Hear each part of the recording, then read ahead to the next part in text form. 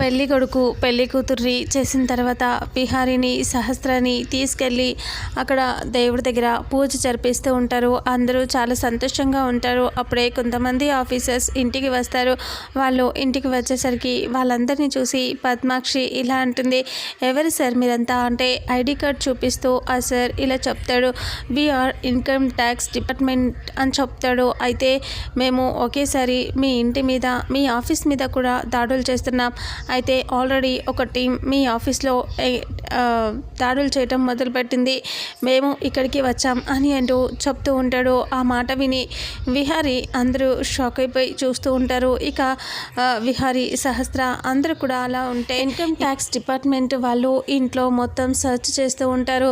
డబ్బులు నగలు అన్నీ సెర్చ్ చేస్తూ ఉంటాయి. ఇంకా ఆఫీస్లో కూడా మొత్తం అంతా సెర్చ్ చేస్తూ ఉంటారు. అలా మొత్తం అంతా వెతుకుతూ ఉంటారు. ఇక విహారి టెన్షన్లో ఉంటారు.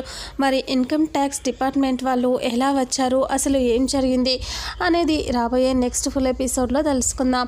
వీడియోని చూసిన ప్రతి ఒక్కరూ వీడియోని లైక్ చేయండి, అలాగే షేర్ చేయండి.